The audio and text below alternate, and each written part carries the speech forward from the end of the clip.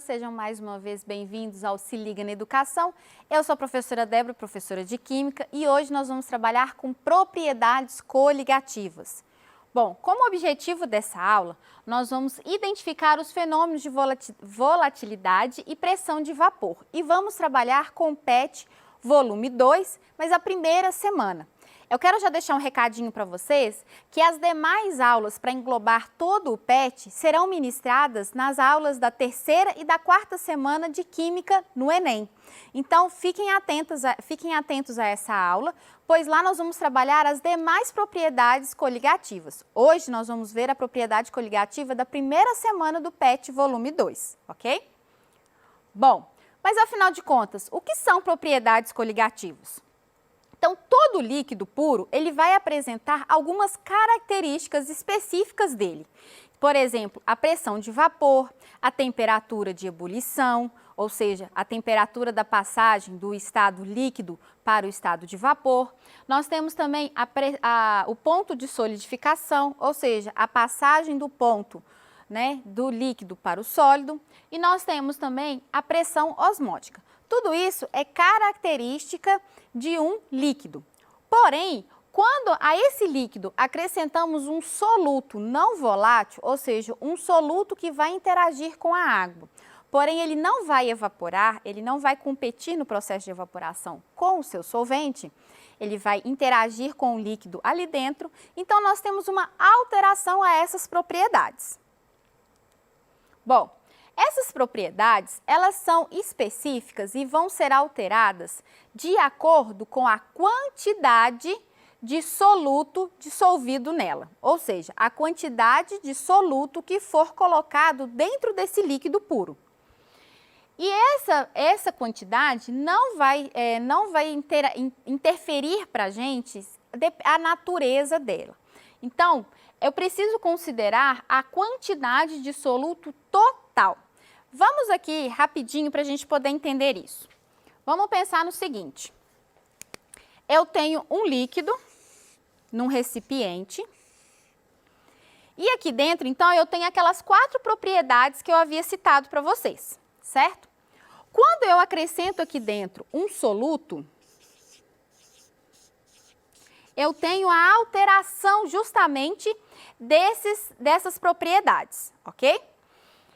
Esse soluto, ele pode ser, por exemplo, um ácido, ou seja, é um soluto de natureza ácida, ou pode ser um soluto de natureza básica, ou pode ser até mesmo um sal. A natureza do soluto não me importa. O que vai fazer com que essas alterações aqui dentro do líquido sejam maiores ou menores vai ser a quantidade total de soluto. Então, se eu coloquei uma quantidade total de soluto de 3 mols de ácido, ou 3 mols de base, ou 3 mols de um sal, não importa. O que importa é a quantidade total de soluto dissolvido nesse líquido, ok?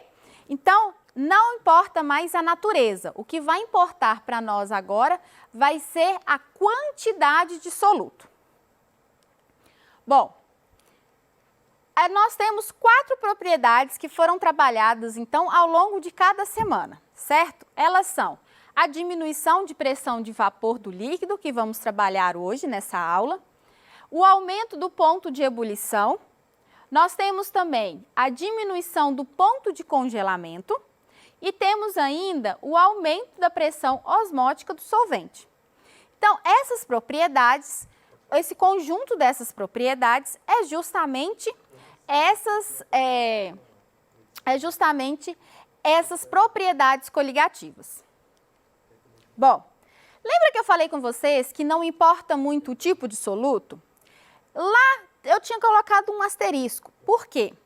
Nós precisamos levar em consideração as substâncias que se dissociam ou se ionizam, ou seja, que há uma quebra, há uma formação de íons através delas, quando colocadas em água ou colocadas em outro líquido, em outro solvente. Por quê? Porque isso vai alterar a quantidade total ali dentro. Nós vamos ver isso mais para frente. Então, comparando uma solução, um soluto molecular com um soluto iônico, nós vamos ter no soluto iônico a quebra ali das ligações e nós vamos ter uma alteração na quantidade total de soluto. Enquanto que na molecular eu não vou ter isso. Vamos desenhar para a gente poder entender melhor? Então, vamos lá. Imagine que eu tenho, então, aqui, 1 mol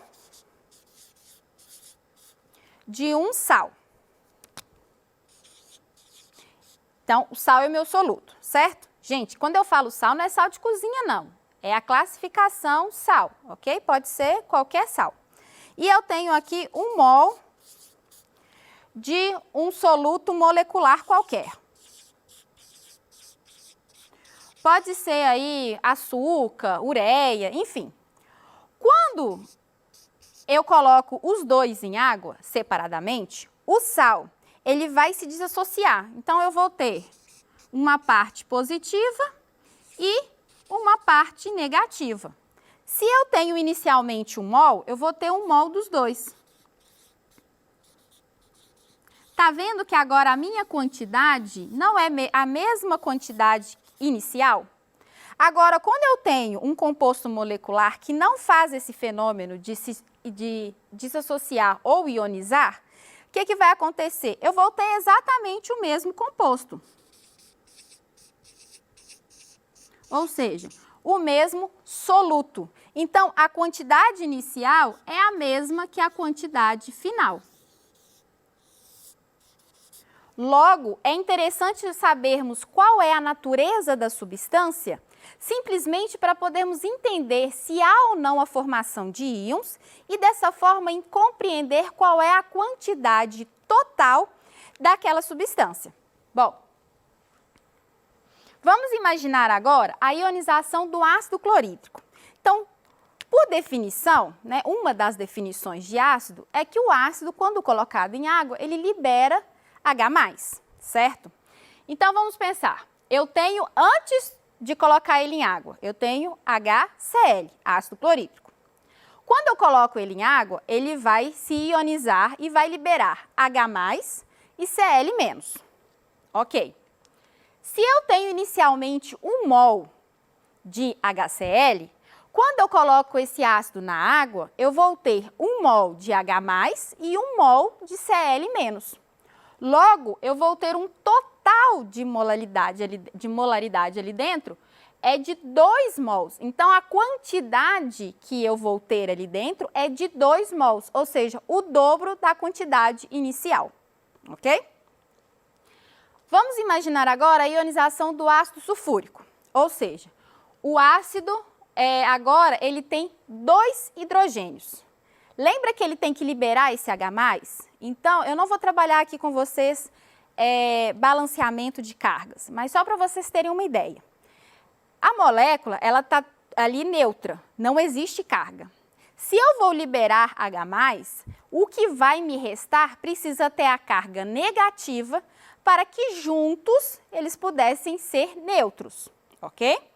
Então, olha só. Se eu tinha inicialmente, antes de colocar o ácido na minha água, eu tinha H2SO4, então eu tinha 1 mol dele. Quando eu coloco isso em água, eu vou ter 2H+, e o restante, SO4, 2-. Débora, por que a carga 2-? A carga 2- é porque é para neutralizar as duas cargas positivas dos 2 hidrogênios. Então, se eu tenho esses dois, esse 2 aí na frente refere-se à quantidade. Então, eu tenho 2 mols de hidrogênio e 1 mol de SO4, 2-. Então, se eu tenho 1 mol e 2 mols, eu vou ter, então, um total de 3 mols. Então, repare para você ver que, enquanto em um liberava 1 mol de H+ e 1 mol de Cl-, nesse eu tenho um total de 3 mols. Então, a natureza não importa, mas você precisa ficar ligado e entender essa questão da ionização ou dissociação, ok? Bom, vamos pensar então agora na glicose. A glicose é um tipo de soluto molecular. Então, ou seja, é um tipo de soluto que ele não se dissocia, não existe nenhum tipo de quebra dele quando colocado em água, quando colocado em um solvente. Então, dessa forma, a quantidade inicial que eu tenho, se for 1 mol, é exatamente a quantidade final, exatamente como eu fiz para vocês aqui, ok? Acho que ficou mais claro, né? Bom, então vamos diretamente para a propriedade dessa semana. A propriedade é a tonoscopia. O que quer dizer? Que existe uma diminuição na pressão de vapor do líquido em comparado com a pressão de vapor do líquido puro. Então, quando eu acrescento uma quantidade de soluto dentro do líquido, eu vou diminuir a pressão de vapor desse líquido, certo? A pressão máxima de vapor de uma substância é a maior pressão que os seus vapores exercem em uma determinada temperatura. Nós vamos compreender isso melhor. Então, o que é pressão de vapor? Vamos imaginar, então, um sistema fechado. E nesse sistema fechado, nós vamos ter apenas um líquido puro, certo? Então, olha só, eu tenho um sistema fechado e nesse sistema fechado eu tenho apenas o líquido puro, ok? Então, nesse líquido puro só vai haver o quê? As moléculas do líquido, ou seja, as moléculas do meu solvente. Essas moléculas, elas vão se chocarem, certo? O que vai acontecer? A passagem de algumas moléculas para o estado de vapor. Como o sistema é fechado, ele não vai poder escapar para o ambiente. Logo, essa pressão que vai acontecer do vapor sobre o líquido é chamada de pressão de vapor, ok? Então, se a molécula ela passa, quando ela atinge uma saturação, ou seja, quando há um aumento muito grande dessa quantidade de vapor ali nesse sistema fechado, eu vou ter a máxima da pressão de vapor. E aí acontece, então, o que nós chamamos de equilíbrio dinâmico. Toda vez que uma molécula, mesmo por choques, passar para o estado de vapor, uma de vapor vai passar para o estado líquido. Então, vai se manter a pressão ali dentro, justamente porque vai haver esse equilíbrio dinâmico. Toda vez que houver uma mudança, há uma outra mudança justamente para fazer esse equilíbrio se manter, ok? Bom, então, na água, né, eu acabei de falar com vocês, e isso também é presente em outros líquidos, existe então a evaporação, porque as moléculas, né, eu não atingi o ponto de ebulição, mas as moléculas, como elas se movimentam, elas começam a se chocar, e nesse choque existe então uma transferência de energia, algumas delas têm energia suficiente para passar para o estado de vapor. Então, nessa imagem aqui, eu trouxe justamente isso. Então, eu tenho aqui moléculas desse solvente, vamos considerar a água, e elas em choque começam a subir nesse sistema fechado, e eu tenho então aqui esse vapor. E a pressão de vapor é a pressão, depois que eu atinjo essa máxima de quantidade de moléculas ali, essa máxima de vapor tem então uma pressão sobre o líquido, ok? Bom, se já em uma solução com soluto não volátil, o que vai acontecer? As moléculas de água agora vão precisar interagir com o meu soluto. Então, o que vai acontecer? As moléculas de água vão interagir com o soluto, então eu não terei mais tantas moléculas livres para poder se chocarem e estarem livres para passar para o estado de vapor, certo? Então, vamos pensar no seguinte, eu tenho agora moléculas interagindo com o meu soluto. Então, as moléculas estão interagindo com o meu soluto e eu não tenho mais tantas moléculas livres para poder passar para o estado de vapor. O que vai acontecer então? A quantidade de vapor máximo ali vai ser menor.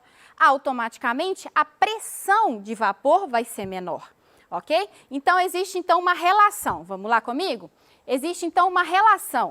Se eu aumento a quantidade de soluto, eu diminuo a pressão de vapor. Então, é justamente essa relação que você precisa ter em mente quando for resolver as questões, ok? Então, eu trouxe para vocês aqui duas atividades bem interessantes para podermos trabalhar melhor. Então, a atividade 2 do PET volume 2 está na página 49. A uma dada temperatura, possui a uma dada temperatura, qual possui a menor pressão de vapor na solução aquosa? E deu as alternativas. Então, primeiramente, o que você precisa saber? Quais dessas alternativas aquele soluto ele vai se dissociar ou ionizar, ok? Então, vamos fazer isso juntos? Então, vamos lá. Então, na letra A, o que ele está falando? Ele está falando justamente de um composto molecular, né? O C12H22O11. Então, entre o A e B, que são o mesmo soluto, o que vai ser, qual que vai alterar mais ali o meu líquido puro? Aquele que tiver maior concentração.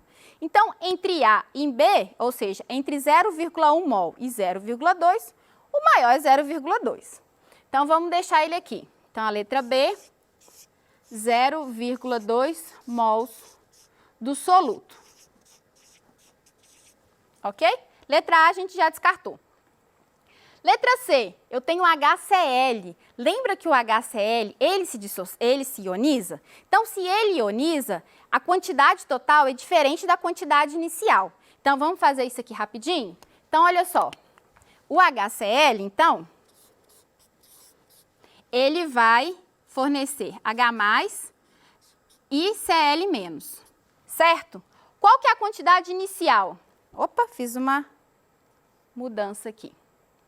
Então, qual que é a quantidade inicial? 0,1, certo? Então, se eu tinha 0,1 aqui, eu vou ter 0,1 aqui, 0,1 mol aqui. Então, no total, quanto que eu tenho? Eu tenho 0,2 mols. Então, letra C, na verdade, eu tenho 0,2 mols também do soluto. Vamos para a letra D? Letra D, então, nós temos 0,2 mols também de HCl. Então, a mesma situação. Só que agora nós não temos 0,1, nós temos 0,2. Então, 0,2 do HCl, que vai formar 0,2 do H+, e vai formar 0,2 do Cl-. Logo, o meu total é de quanto? Isso mesmo, 0,4. Então, letra D, eu vou ter 0,4 mols do meu soluto. E a letra E, 0,1 de NaOH. NaOH é uma base que também se dissocia. Então, letra E, eu tenho então uma base, certo? Então, vamos colocar aqui 0,1. Então, eu tenho NaOH. Isso em água vai liberar Na+, OH-. Então, eu vou ter aqui 0,1 mol e aqui eu vou ter 0,1 mol, 0,1 mol. O total daqui eu tenho 0,2 mols. Então, letra E, 0,2 mols de soluto. Qual desses aqui tem a maior quantidade? Letra D, né? 0,4 mols. Logo, se eu tenho a maior quantidade de soluto, eu vou ter a menor quantidade de pressão de vapor. Lembra que é inverso? Quanto maior a quantidade de soluto, menor será a pressão de vapor. Gente, por causa do tempo, nós vamos passar rapidamente por essa questão aqui, só para vocês entenderem, tá bom?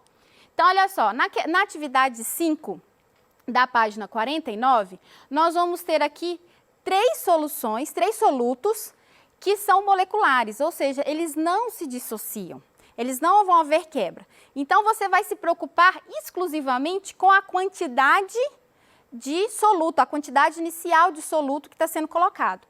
Então, repare que A e B eu tenho a mesma quantidade. Independente de ser substâncias diferentes, como sacarose e ureia, eu vou usar a quantidade como referência. Logo, 0,5 e 0,5 é igual à pressão de vapor. Em C, eu não tenho 1 mol, ou seja, eu não tenho o dobro. Logo, a pressão de vapor vai ser 2 vezes menor, ok?